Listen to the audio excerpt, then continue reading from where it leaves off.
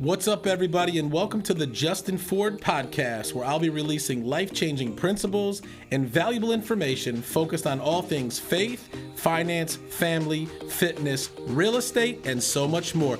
Let's go!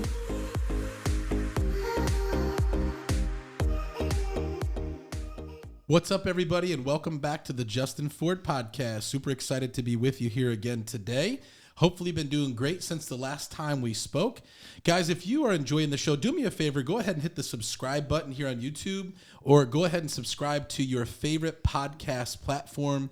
And if you're really loving the show, again, do me a favor, leave a 5-star review. Tell us how you're feeling about the show, how you're loving the show. And if you want to follow me on social media, you can at the official Justin Ford. Again, at the official Justin Ford here on YouTube, Facebook, Instagram, Twitter, and also LinkedIn. We have got an incredible episode in store for you today.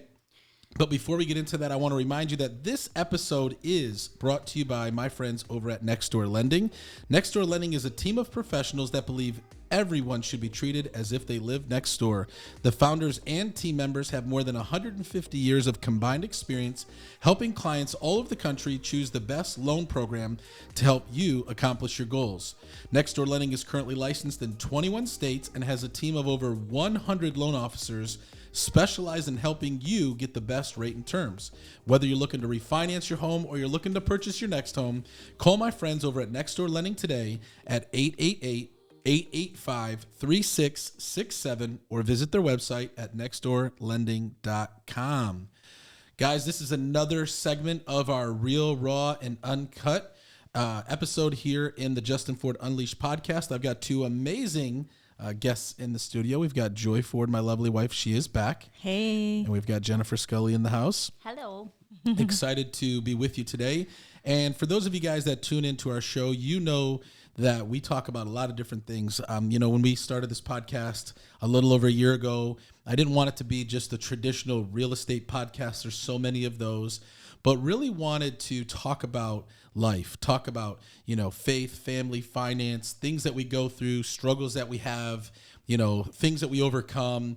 Those that are listening right now, I'm sure you've heard my story. If you're tuning in for the first time, you can go back all the way to episode 1 and learn more about my story. But, oftentimes when we're pursuing something, we're in real estate, we're building, something towards success. I've never found an easy path forward. And a lot of times things happen in life. Joy, you shared, many episodes ago, how we lost your dad, to suicide. And we've had different episodes on, really just grief and dealing with hardship and how to overcome those things. And what I love about our guest today, Jen, is she is not only killing it in real estate, but she's experienced some really hard things in life, but she's overcome them and she's still winning today. And so we're excited to get into your story, Jen. But before we get into the story, how you doing, Joy? I'm good. I was just thinking as you were talking, I'm laughing in my head because there's doing this podcast for over a year now. There's been plenty of times when we were like in a disagreement or like maybe in an argument, but when we come in to record, it's like flip the switch. Like it doesn't matter what we were, and sometimes it can come off. Like now that we're videoing, I'm like, crap, now they can see my facial expressions if I'm like still angry looking. So that was one thing I realized now that we're like actually living it on YouTube is like, you guys see all of our emotions and feelings and how we're looking. And that's why we call it Real, Raw, and Uncut. I know. And I laugh now. I'm like, oh my gosh, there's been plenty of times where we're like arguing in the middle of an argument. I'm like, yeah. All right, let's put that to the side. Now what are we doing here? Or on the way to the studio, and then right when we get there, we flip the switch. Yeah, we do. We have to. And so I just laugh now. Because I'm like, remember I just listened to one of them. I'm like, I remember recording that and I was so mad at him. So but by the end, you're like kissing and hugging and you just kind of get over it. I mean, whatever. Yeah, we can talk about it later. Yeah. But that's not one of those episodes today because we're good right now. Yeah. But we're always real. That's the purpose of it, right? Oh yeah. Cool. Well, Jen, we're excited to have you. Thanks. How long have you been in real estate? I am getting ready to start my 20th year in real estate. 20 years? Yes. I wasn't even aware that it was that long. That's awesome. Wow. 20 years. That's exciting. And so you probably started when you were like 12. I wish.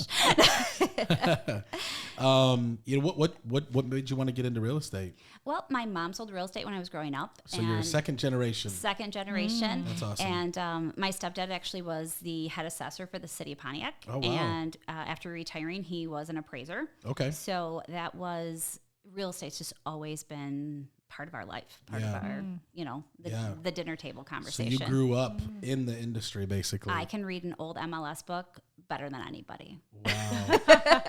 I was actually talking, who was I talking to? I was recently talking to somebody and I said, could you imagine if we still had MLS books and carbon copy listing agreements, no scan, no internet, no technology that we have today? I remember the days of no lock boxes where we used to have to drive around to the different offices and pick up the keys and then take them all back. I remember that with my mom. Oh my. Yeah, and some we're agents that spoiled. are like have been doing the business for a long time, and then I remember we did a couple deals, and people were like, they were like older agents, and they're like, "You didn't do the hard work. I've been doing this." I'm like, "Well, I'm sorry, I was born in 1984. Like, I can't help that I didn't do the hard stuff. Like, I don't know, it's easier now. I always Right. just click the buttons on the phones, and like, Yeah, like they're angry at us for like not doing." It looks like more harder work. I don't know. I remember having that one old lady, and when she was like, "Well, back in my day," it's like, no, real estate you. has definitely changed quite a bit, and you've obviously seen that because you grew up in it. Was there ever a time growing up that you resented it? Because No, maybe never? Not for me. No. I think my kids would probably tell you a different story. Yeah. They, we always played the game and we laughed. They called it $200 day. Yeah. Because growing up, they thought that's what I made. Every time I had a closing, it was $200. Yeah. I'm glad I convinced them that. They've learned it's a little different now. Yeah. But okay, or let them keep thinking that. yeah, Keep asking for things. I only unfortunately, made in their $200. 20s, they figured it out. Yeah. But that was kind of, I hate to say, my bribe was like, if you'll be quiet in the car when mom's on the phone, or you'll just, Yeah. whatever you need to do, Yep. if you'll do that when I have a closing, you get something. Yeah. So they always call it $200 day. They'd say, "Is today $200 day?" And That is we awesome. laughed. I had a lender laughing about it the other day. He's like, "I remember your kids just laughing about $200 day." So That's a great way to stay under budget. So was it always a clear, like, easy path forward that you knew you were going to be in real estate, or did it kind of like you were going out to do something else and then kind of came to real estate? I always had a passion for real estate. It was kind of always there, but after high school, my parents actually bought a tanning salon that they owned for 15 years. It was, I was going to business school. I was Nice. going to be this corporate person. I could care less if I was ever getting married. I could care less if I was ever having children. Really never had the desire to go down that road. Yeah. And it just wasn't my direction. And then I guess I always knew real estate would be a part of my life. Just it was a matter of time of when and where. Yeah. But definitely out of high school was not where I was going. Not where you're going. And so when it was time to actually kind of jump in and get into real estate, what did that look like? And did you work with your mom? Like, how did you? No, my mom had actually stopped selling real estate. And for me, it was when my kids were little. So the part about me that is probably, everyone looks at me like I'm crazy, but I actually had 3 children in 28 months. So to go from the girl that didn't want to necessarily have That's children. like back to back to back, literally. I I think, have lots yeah. of friends that With- have boys within- back to back like that. Yeah, and You were pregnant they're the all minute you could boys. get re-pregnant. Yeah, they were all Yeah. boys. All boys. No wow. twins. Yeah. Boy, mom are So- seriously super woman. Like, Yeah. Yeah. goodness. So they just, I mean, they were preemies. They weren't always, it was not the easiest path, Right. with them. Yep. They were anywhere from 6 weeks to 9 weeks early. Yeah. So we had a Wow. journey and just getting them here. Yeah. So And you just got it done quick, right? Yeah. It wasn't like, I'm not going to Let space them When this be I thing best out. friends. Yeah, let them all grow up, Yeah. be done with diapers Yeah. same time, be done with exactly. potty When I was training. done with diapers, I was done with diapers. When I was Yeah. done with sippy cups, I was done with sippy cups. Yeah. Yeah. Yeah. Genius. Haven't heard some of those words in a while. Yeah. And so when you had your kids, were you already in real estate? I was not. Okay, so you're not I in real didn't estate, so- start in real estate until all of my kids started in preschool. Okay. So when they started in preschool, my my youngest was about 2 Yeah. when I really got into real estate. Yeah. That's awesome. And then when you got into real estate, how did you, like, what company did you start with? I started actually with Real Estate One. Okay. I started as a solo agent. Yeah. I spent about 5 years there as a solo agent. And my plan at the time was actually I got my broker's license right away and I was going to buy the office. That was Wow. kind of my plan was I was Nice. going to buy the office and take that over. And that's the road I was going down. Yeah. So that shifted because that was about 08 Yeah. when that was all kind of coming to fruition Yep. was going to happen. And it really wasn't the time. I mean, 3 little kids, the supported home that wasn't necessarily where it needed to be. Yeah.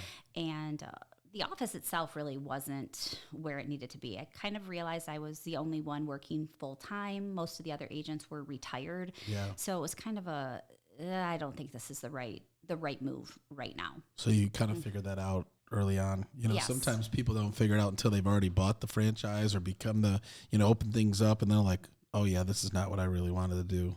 No, for me, fortunately, I recognized that before I put myself in a really bad compromising spot. Yeah. So at that point, I made the decision to leave and Altogether, leave Real Estate One? Yep, I left Real Estate One. Yep. I joined a team. Okay. I spent about 8 years on that team. It was Nice. great. I learned a lot. It was where I really discovered I'm a team person. Yeah. I have no desire to be a solo agent. Right. I love working on a team. And that it's funny that you say that too, because when you get out there and you start building, most people want to go from a team to a solo agent to building a team to then possibly owning. Not everybody, but that's usually the path. And it's pretty cool that you realized early on that being a team was kind of where you found you needed to be. I kind of did the opposite. Yeah. I thought I wanted one thing and went Yeah. the total opposite direction. What's interesting too is, most people do start as a solo agent. And I don't know if you knew this statistic or not, but 90% of real estate agents are out of the business in the first 24 months. And that's crazy to think. So like if you're at if you're in a real estate school and there's 100 people in the room, 90 of them are gone in 2 years. And I think one of the reasons why is because most people start out on their own. They don't have the support. They don't know what to do. They assume, especially nowadays, they assume real estate is like what they see on HGTV. And then they get into it and they're like, well, no, this is nothing like that. And you can only go so long without cashing a check, because we're all commission based until you got to go find something else. And so I think, and I always recommend newer agents start on a team, start on a team, because by being on a team, you're going to learn what you need to learn. You're going to have the support. You're not going to feel like you're out there on your own, because when you're out on your own, if you're not trained, if you're not, experienced, and, you don't know that that's what it is that you want, it's tough to be out there by yourself. It's hard, and you don't know what you don't know. Right. And it's crazy how much just you see and Right. you go, oh, I wish you had someone that would help you as you're, doing deals with other people and things like that. I find myself a lot of times going, can I just help you? Yeah. Yep. Yeah. Yeah. And speaking of teams, I started my real estate career with Jeff Glover. At the time, it was called Jeff Glover and Associates, but they recently did a rebranding, Glover Agency. And what's cool is, I started there, was there for 3 years, went out on my own. It's funny, Jeff said, Justin, because I was starting my own brokerage, he's like, it's going to be hard to be a top salesperson, which I know you are and I know you love, and also try to build a brokerage and, at the same time. And he was right. I did that for 3 years and realized like I did not want to be a manager, did not want to be, responsible and liable for building something. And it was cool because, I plugged back into Glover U, right? And I'm still part of Glover U now. And I've had the opportunity to meet amazing agents like you, because now you're with the Glover Agency. I right? am. And you've been there how long? I have been with Jeff for 4 years. 4 years. That's awesome. And how did you, because you're not in the same market as this, obviously we were in Plymouth and then Birmingham. You're in the Fenton market? I'm in the Fenton market. Fenton market, which obviously I know Jeff has been expanding over time, but how did you and Jeff meet, and how did you decide that you wanted to join his team? So I was introduced to Jeff by a former agent who I'd worked on a team with her. She kept saying to me, you need to meet Jeff. And I was very reluctant. From the teams I had worked on, I just kind of was at that point in my career, I was kind of burnt out and didn't necessarily want to, I didn't even know if I still wanted to be in real estate, much less go through, another team and things like that. So she introduced me to Jeff, and after lots of questions and back and forth, I just made the decision that that's where I was supposed to be. Yeah. So that's exciting. And so for 4 years and being in another market center, because I remember being on the team and being in the Plymouth office, you're surrounded by other Glover agents, you're in the culture, you're building, you're right there, with Jeff. I mean, has it been a challenge, kind of, because now you're expanding, the Glover agency in a couple different places. But when you first started, was it challenging to be, a part of the team, but kind of like not in the office or in the, you know, in the culture directly? It was, but there were times that I really felt like I was kind of a man on an island, and I got really good at recognizing when I needed to go and work in Plymouth for the day, or go and work in the Birmingham office for the day, which they're all close enough. Right. I mean, they weren't a daily drive for me, but they were something I could definitely do on a, you know, weekly basis to spend some time in those offices just to kind of reconnect and plug back in to that culture. And the nice part now is that we've built that expansion team and grown that, you know, to about 8 agents. So we're developing our own culture now, which is awesome, with us there that, you know, is trying to mirror and match the Fenton with Plymouth and Birmingham. Yeah. No, that's exciting. And what I love about the, you know, when somebody's willing to win and is committed, they're going to create success no matter what. And maybe, you know, not to like compare agents, but let's say it was more of an average agent. That might have been hard for them, right? To want to be a part of the culture, want to be connected, but then kind of be that feeling like you're a man on the island, where people then, you know, throw in the towel and move. And obviously you stuck it out, and, you know, now you're helping really build that culture today. And Joy knows we've been connected with Jeff and his team, I mean, for 9 years now, and it was a big decision to be a part of that. How do you think that's played a role with us being, you know, connected to Jeff and his team? And obviously we go on tour together and, you know, part of the Glover U family. No, it's great. I mean, it's amazing. I don't know, the minute that Jeff asked you to be a part of Glover U, it was like, I think the first time we weren't ready yet. It took us about a year, year and a half right after COVID. And then everything turned out great. Yeah. Been connected, and just, I got to meet Jen. Yep. Jennifer. And so sorry. You can call her Jen. Either one, Jen. Or Jennifer, just don't call her Jen. Don't call her Jenny, guys. She will. I was kidding. I got to meet Jennifer in Florida when we were in Singer Island. Was it Singer Island? Where were we at in JW? We were in Palm Beach. Yeah. And it was crazy because, and I'm sorry, I'm kind of like detouring because I was thinking about this while you were talking. Yeah. Talking about meeting new people. Yeah. I met her there with Kelly, and I actually, because Jennifer's got an amazing story, I was like literally stalking your story before we got to Florida. I'm like, who is this Jennifer Skulley? Why did she look familiar? I've never met you, but like I literally heard your story on your church at your church site thing. And I'm like, oh my gosh, Justin, you've got to listen to her story. Like I was like crying. I think I was crying listening to this. I'm like, why am I in the airplane listening to this story? Like, and I instantly was like, I got to meet her. I'm like, oh my gosh. Like, how does anybody pick up back from going through what you've gone through? So I'm excited. I'm talking about this because I'm just thinking about the first time meeting her when we were sitting. Yeah. And I want you to lead into that and even, you know, ask her about her story. But before we hear Jennifer's amazing story, are you looking for a great home inspection? Hey, because these are live reads and it's real raw and uncut, sometimes we mess it up. But if you're looking for a great home inspection experience, then I want you to call my friends over at Weatherstone Home Inspections. This is the only company that we entrust, Joy and I and our team, with our own personal customers. And the reason why is because Weatherstone has been in business over a decade, and they've completed over 11,000 inspections, and they have over 1,000 5-star reviews. Their trained team of inspectors ensure that everything is done right.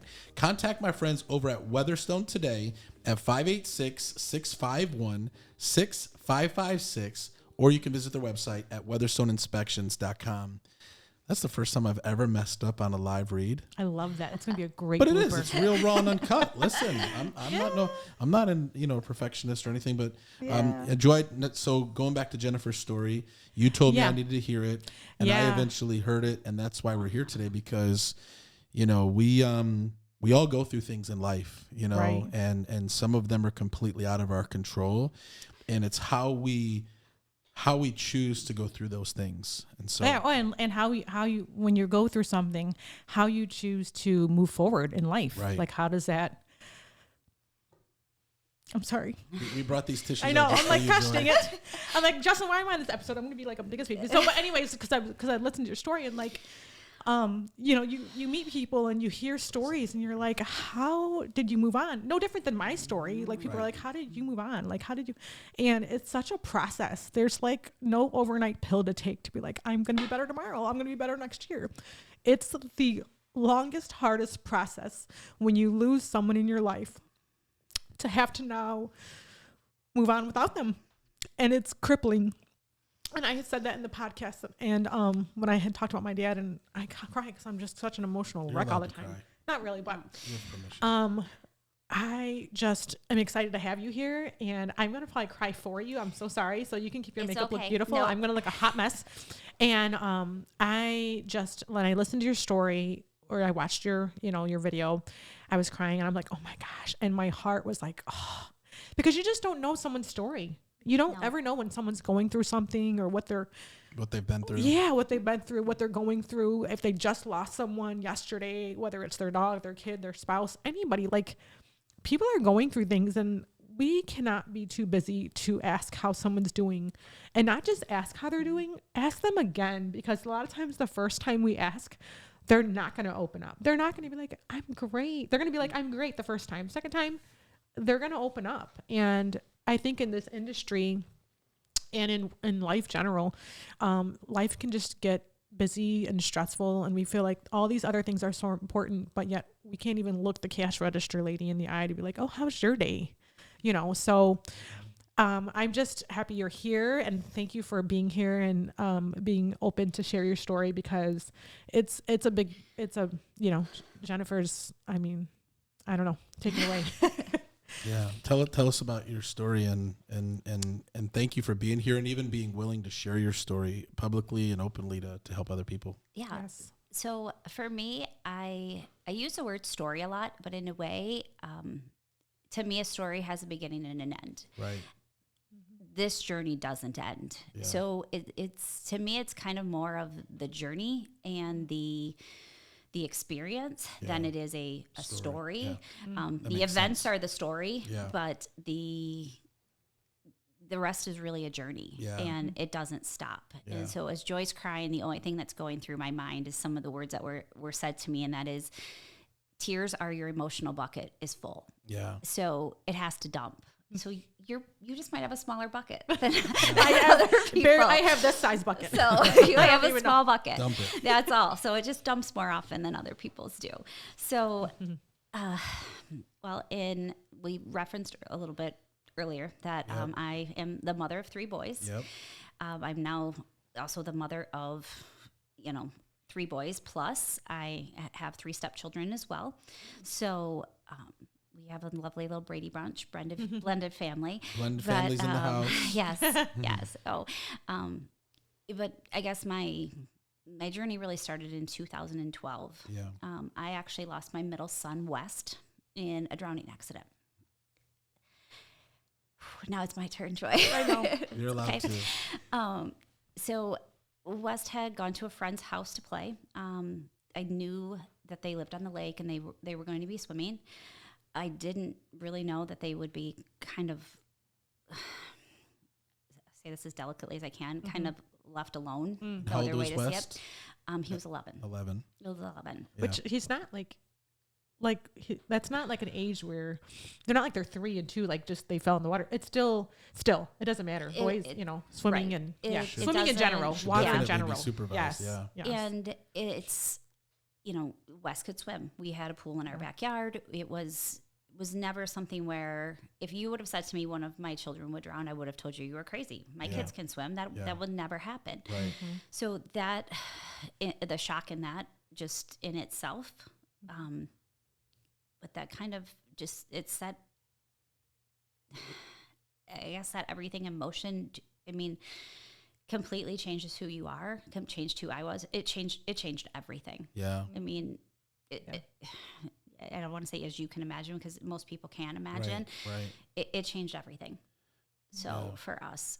So they were at his friend's house, and they were swimming on the lake, and then was it him and his buddy? It was him and a friend, and they were playing on a water trampoline. On a water trampoline. And the mom had shared that they'd kind of been like launching each other off of the trampoline, and West was tiny. For 11, he was small, and the kid that he was playing with was probably my size. So, deep down, what I think happened is that he was launched off the trampoline. It knocked the wind out of him, and there just was nothing anyone could do. Right. So that's what I truly think happened, but we really don't know. Right. We have no idea what happened. Because even the parents, they weren't out there. They weren't out there, and obviously the boy that he was with was. I can't even imagine what his life has been like either. Yeah. It's. He obviously was scared. Yeah. And so I know that someday I'll get to ask West what happened, but at that point, I don't think I'll care. Yeah. No. Right. So we don't know. Yeah. And so he got launched off of the trampoline, and then, and then he drowned in the water. Did this friend like run and get the parents, or? The friend ran and got the parents, and any details I don't. I have moments that I remember. Right. I remember getting the phone call and her saying that they couldn't find him, and me not really understanding what that meant. I had gone for a walk with my other boys. They were riding their bikes, and I was walking, and I just remember turning around and saying, come home now, and taking off running. And I remember thinking like we were going to find him walking home. Like he got mad and he just decided he was going to leave. And, he wasn't a stubborn child by any means, but if it was bad, I could see that maybe happening. I was hoping that's what was happening. And between that and I remember calling my mom on my way there. And I know at that point I knew that he was gone. And I said to my mom, he's gone. And she says, you can't say that. You can't say that. I said, but Mom, I know. I know he's gone. Yeah. And it's like it's a mother's instinct. It's like you just know when you know you're having a girl or boy, you know you're having a girl or boy. Right. A lot of times.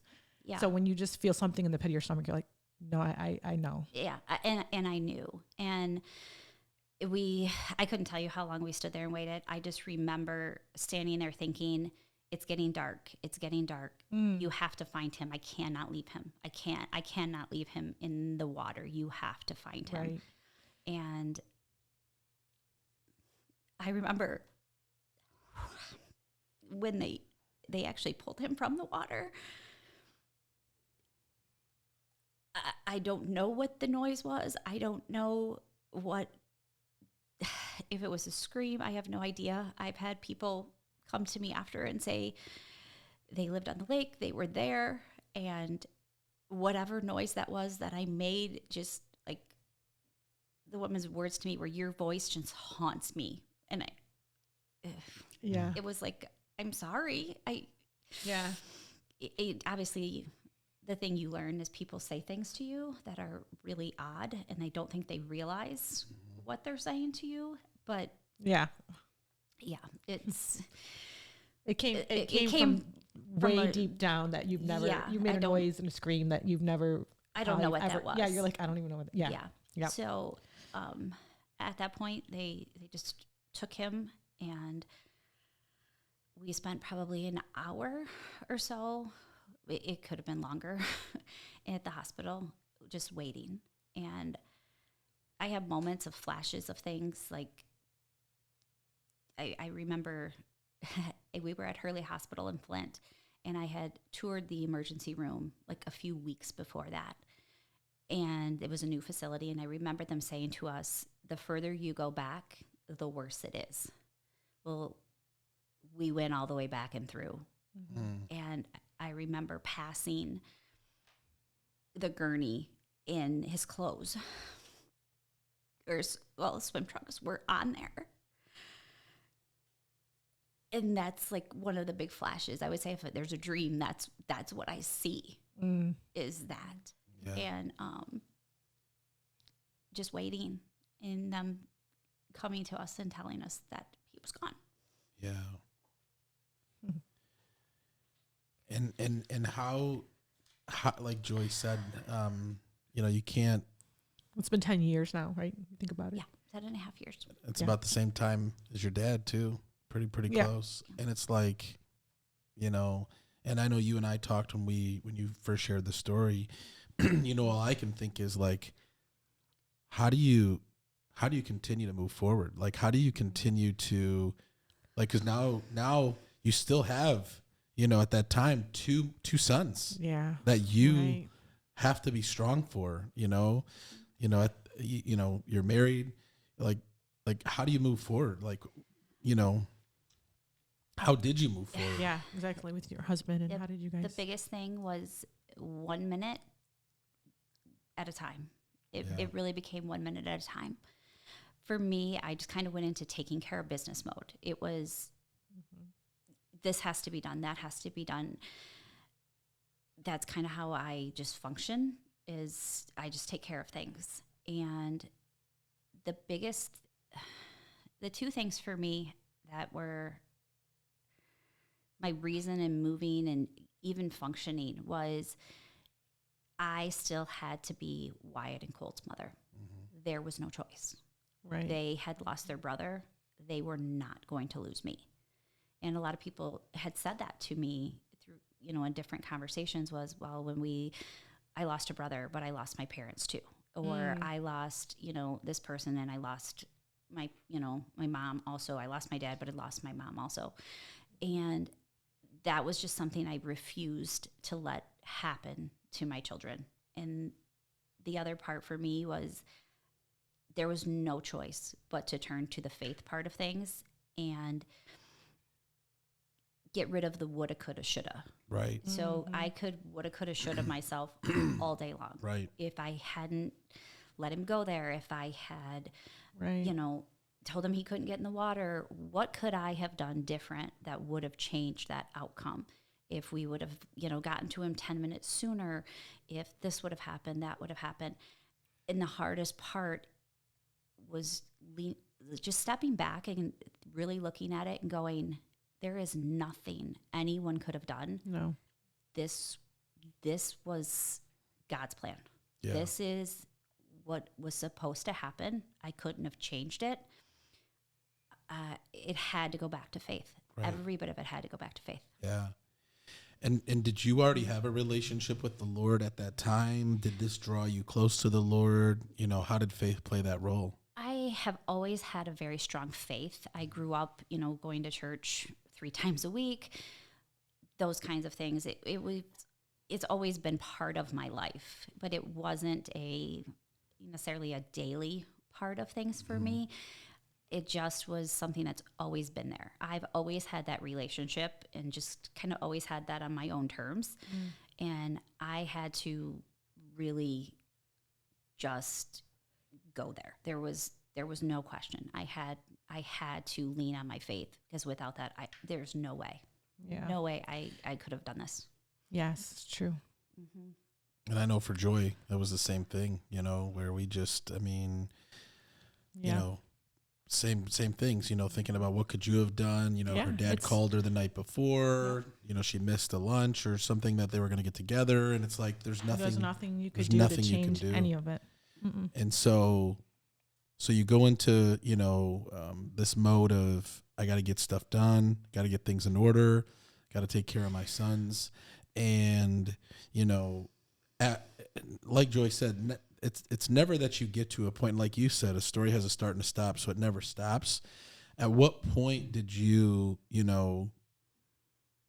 were you ready to share, this part of your journey? When did you record that at your church? video? That was recorded, gosh, Right before maybe Florida? 6 months ago. Yeah. Was that Yeah, the first before time we you left shared Florida. publicly? That's the first time I shared publicly. Wow. So I really got to a point that actually the trigger for me in making that decision and feeling like I was ready to share. And it's funny because my boys have always said to me they've leaned back to that there's a reason. And Wyatt actually, one day he's going out the door to school and he can tell I'm having one of those, like, I hate to say one of those days, but it was one of those days. Yeah. And Colt is like, can you tie my shoes? And I'm like, you can tie your shoes. And he says, no, I can't. And I'm like, what do you mean you can't tie your shoes? I taught you to tie your shoes. I mean, you're 10 years old. You can tie your shoes. And he says, West always did it. Even though he knew how to do it, he knew how to do it. His brother went to his classroom after recess and would tie his shoes for him because Wes was just always taking care of everyone else. Yeah. And so he'd set this precedence with Colt goes, I can't tie my shoes. So I'm tying his shoes and I'm like, again, it smacks you right in the forehead because you think you're stringing together good minutes and good seconds and good days. And then something smacks you just out of the blue. And Wyatt can tell I'm having that moment. And he goes to go out the door and he says, with great power comes great responsibility, Spider-Man. And I'm like, what are you talking about? Like, seriously, please. What are we doing? And he says, with great power comes great responsibility when you're the mother of an angel. Wow. And it hit me then that there was something. I didn't know what that something was. I didn't know when it would present itself. I had no idea. And you start to go through your mind, like, should I write a book? Should I? Yeah, like he started. What should I do? What do I do with this? How do I help people? Because I was very fortunate that I was connected with someone relatively early on, a man named Jerry Walden. And he was a counselor, and he's seen us as a family. And I continued to see Jerry until he retired probably about 3 years ago. And Jerry had actually lost his wife and 3 children in a car accident. Oh, wow. His whole family. His whole family. Holy. And connecting with him kind of allowed me that vision to see that I could survive. If he could survive, I could survive. Yeah. If he could continue to help people, I could at some point be able to help people. I knew I didn't want to be a counselor, and I knew I didn't necessarily need it to be part of my daily, life, but I knew there had to be a way to help some people.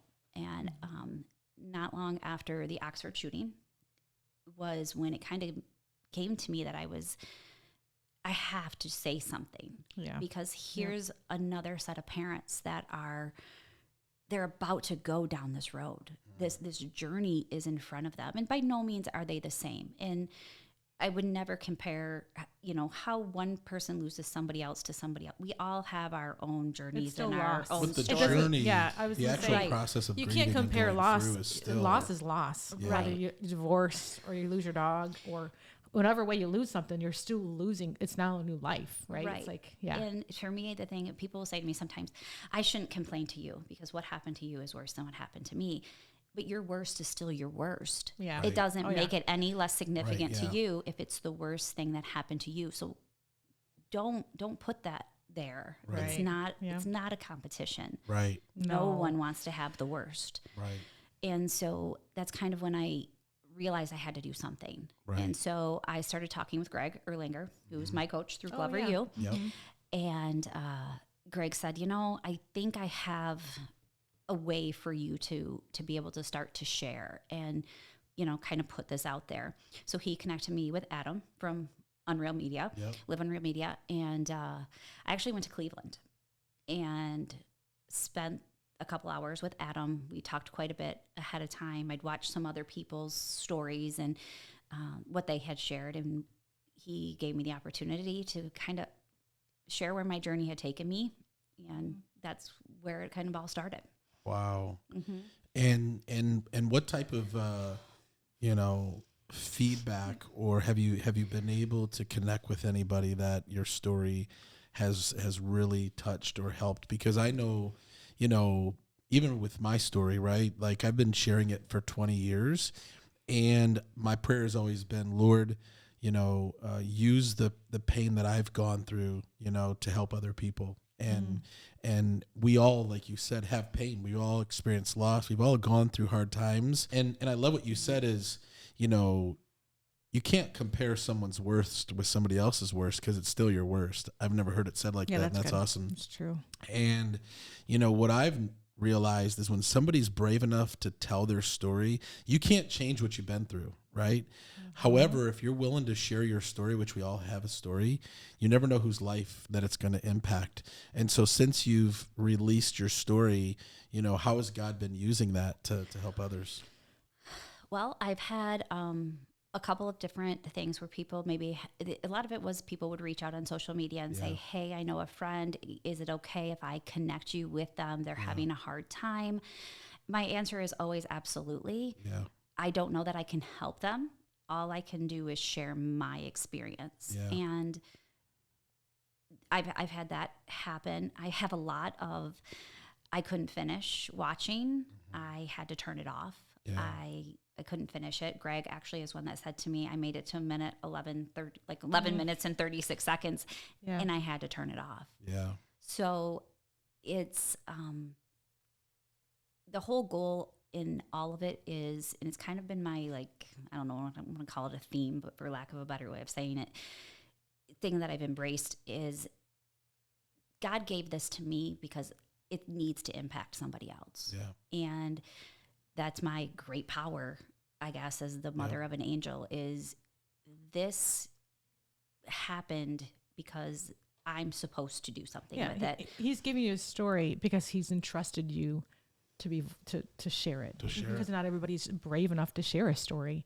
It's easy to hold it in, and it's hard to talk about it, and but there's many people that are going through the same thing that they don't know because they didn't hear our story, or because we want to be selfish to like not talk about it because it's uncomfortable and makes us cry, or it brings it right back up again. It's like, oh, I want to keep living that, but it's like when we're out of the way, and God has entrusted us to have this story, he's like, here, Yeah, and I feel like it took me 10 years to figure out what that was. And I really didn't know. I mean, there's things that we do, and fundraisers, and we give away scholarships, and we do things in West Memory, and they all feel good, when you're doing them. But they just has never seemed like enough. Like there was always felt like there was something more that was supposed to happen. Yeah. And I don't feel like it's over. Yeah. I kind of feel like I'm taking these baby steps in beginning. that direction of, how you go from here, you're kind of on the top of the world in your career, and then you couldn't get knocked down any further than you are, and figuring out the way to kind of crawl back up. Yeah. And, you laugh about, you climb that mountain, you get knocked down a little bit, you climb, you get knocked down a little bit. It hasn't just been an upward, it hasn't been an upward climb. Yeah, it never is. At all. Right. And it's been, 2 years after he passed, I got a divorce. Yeah. I became that statistic that everybody talks about. And a big part of that was in faith. Right. One of us had it and one of us didn't. Right. And, I had to do what was right for me, and I had to do what was right for Wyatt and Colt. And I think everybody's in a better place because of that now. Right. So I had to embrace the part of just not worrying about what everyone else was going to think of what was happening and why it was happening. And, I would say I changed as much as anyone else did. Yeah. And how can you not? Right. Yeah. You couldn't expect us to come out of that as the same people. Yeah. No way. Wow. I mean, it's inspiring to see someone go through what you've gone through and not just get through it, but now, want to use it, to be able to help other people. And I know, with God's, we've all gone through things. Some of us have gone through things that are much more difficult, but like you said, difficult is difficult. And, when you shared your story with me, I'm like, there's people, that I know listen to our podcast that, even right now we're going through tough times. Maybe it's divorce. Maybe it's grieving the loss of a loved one. Maybe it's just whatever they're experiencing. And to bring people onto the show to share their story, to show people, like kind of like what you said, the reason why you really connected with that counselor was because you're like, there's hope, right? If this guy can go through what he went through, there's hope for me. Joy, going to the grieving group that you were a part of with Lynn Johnson and them. Yeah. She lost her daughter in a car accident, as a teenager. And, you've got to not only hear other people's stories because there's hope in that, but find a way to connect, with somebody, with an organization, something that can help you go through. I mean, for those that are listening right now, that just really need that that encouragement or those encouraging words, what would you say to them if they're in the midst of their, their worst right now and what they're experiencing? For me, I would say it literally has to be 1 second, 1 minute, 1 hour. You have to string together the moments, and it's hard to believe that eventually you'll string together days, you'll string together weeks, you'll string together years. And it's really hard to believe that actually happens, but you don't have to think about years right now. You just have to get from 1 minute to the next minute to the next minute. And I describe it a lot. The analogy that works for me is once you're on that path, you are constantly walking on the shore and the waves are just hitting you in the ankles. And sometimes they're just there. You feel them. They never go away. They're just there. And then other times they come a little higher and they knock you off your feet, but you stumble and you get back up. Right. And there are times that they will just knock you right down and you don't know how you're going to get back up. You just know you don't have a choice. You just have to continue to fight to get back up. Yeah. And like they're just constantly coming. And the waves get smaller with time. Right. They become a little less, and they don't come there hit as hard. Yeah. But when they come, they come. Right. And you have to embrace them. It's kind of like the emotional bucket being full. That actually came from Jerry. Because I said, all I do is cry. He says, that's just your emotional bucket. It's full. Let it dump, and it's okay. Yeah. You True. You just have to remember, as long as you keep getting back up, you have that hope. Yep. And if you lean towards that faith, there will be something there to help you, to grab your hand, to help pull you back up. Yeah. I love that. That's good. I really appreciate you sharing your story today. And what I love about it is we can overcome anything. We really, really can. No matter what comes our way, no matter what we experience, there's hope. A lot of people think when things happen, like life's over, right? Like I can't move forward past this. Like even recently, hearing Ellen's DJ Twitch, committed suicide, and everybody thought, oh my gosh, this guy's got it all together, got a great wife, kids, dancing all the time on social media, popular, famous, and then he kills himself. It's like, I think you can get into a moment and think this is forever. Like it's going to be like this forever. And I love how you shared that you don't need to think about forever. You don't need to think about 10 years from now, 5 years from now, a year from now. It's like moment to moment. That's going to come regardless. Yeah, because I even remember like, oh my gosh, I'm never, my dad's never going to be there for Emilio's first basketball game. Like all these things that you're like, you think about. It's natural to think those things, but the minute you start to put that aside and be like, I'm crying it out right now, and then I'm getting up, go for a walk. Like it feels good to cry it out. Like you got to let it out, right? But you can't stay stuck in that moment.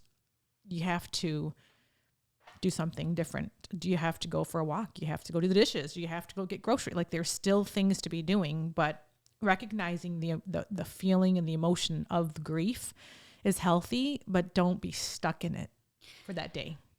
It's never going to go away. Yeah. Right. And it's a conversation that I have quite often, actually, with my mom right now. My dad passed away 2 years ago. So I actually lost my stepbrother and my stepdad within 36 hours of each other. Wow. And it'll be 2 years on the 17th and the 18th of this month. And we talk a lot about the stringing together the moments and getting from, day to day. And it's really, it's a long game, but you don't have to play out the entire game. Right. And, like you said, it's going to be someone's first. It was hard to have that first day of school. It was hard to have that first Christmas where I buy 3 of everything, and now, I still buy 3 of everything, and the deer can eat the Tootsie Rolls at the cemetery. I don't care. I still buy 3 of everything. Yeah. So things change, but Wyatt still has first. They still have a first day of school, and they will still get married, and they will still have children, and you know, you can't stop celebrating the first for everyone. And at the same time, I also know he may physically not be here, but there's nothing that happens in my life that I don't think West is a part of. Yeah. Every day. Mm-hmm. I mean, every day. There's little signs, there's things that I know it's there. Yeah. Mm-hmm. I mean, does putting up the Christmas tree stink? Yeah, it does. They're pulling those ornaments out, and now he has his own tree. Yeah. Because all of those go on that tree. That's awesome. But they still come out. Yeah. And he's still there, and he's still a part of our Still family. part of your family. So, you know, things happen. It's hard to sign Christmas cards and not, you know, Wyatt West and Colt. It's hard to not do that. But he's still there. Yeah. I mean, still a part of you no matter what. Yeah. We appreciate you coming in today. If somebody wanted to, you know, reach out to you, get a hold of you, you know, connect with you, how, and not just, you know, if they're going through something like this, but if somebody wants to just buy a house and use a rock star real estate agent in your area, how can somebody get a hold of you? Probably the easiest would be either social media. Yeah. And, or, you know, I can email, phone number. It's Jennifer Skulley, right? Jennifer Skulley. Jennifer Skulley on SKU. Are you on Instagram? It's SKULLEY. Actually, no, not on Instagram. Facebook? I had Facebook. Yeah. Yes. I had the lovely experience of my Facebook getting completely deleted back in October. Oh, wow. I was hacked and I had to start all over. It was crazy. Yeah. And they, and then what's your Jeff Glover email? Oh, I'm sorry. It's Jennifer S as in Sam Yep. at GloverAgency.com. GloverAgency.com. Yeah, that's awesome. We appreciate you being here today. Do you mind if I pray for you real quick? Absolutely not. Let's pray for you. Lord, I just thank you so much for Jennifer. God, I thank you for her boldness to be able to share her story, her journey, not just here today, but just openly. Lord, I just pray that as she has stepped out in obedience and out of faith to share this journey with the world, I pray that you would use her journey to impact people all around the world. Lord, those that are going through, those that are experiencing loss and grief and tragedy, Lord, I pray that people would find Jennifer's story and God, that you would use her journey and her story, Lord, to give somebody hope, to help somebody, even if it's just that moment to moment of tying things together, Lord. I just pray your blessing and your anointing be upon her.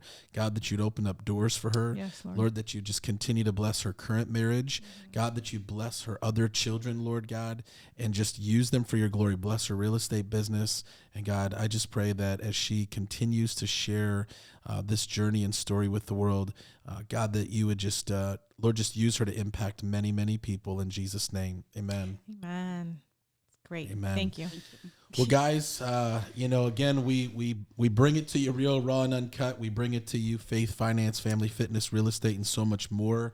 And we believe that we've all gone through things. And when you find somebody who's been through something and they're willing to share their story on how they overcame and continue to move forward, we always want to have those opportunities to share it with you. And so this episode was brought to you by Next Door Lending. Next Door Lending is a team of professionals that believe everyone should be treated as if they live next door. The founders and team members have more than 150 years of combined experience helping clients all over the country choose the best loan program to help accomplish your goals. Next Door Lending is currently licensed in 21 states and has a team of over 100 loan officers specializing in helping you get the best rate and terms. Whether you're looking to refinance your home or you're looking to purchase your next home, call my friends over at Next Door Lending today at 888-885-3667 or visit their website at nextdoorlending.com. Thanks for tuning in to another episode here today of the Justin Ford Unleashed podcast. Again, feel free to subscribe here right on YouTube. You can also subscribe to your favorite podcast platform. You can also find me on social media at The Official Justin Ford.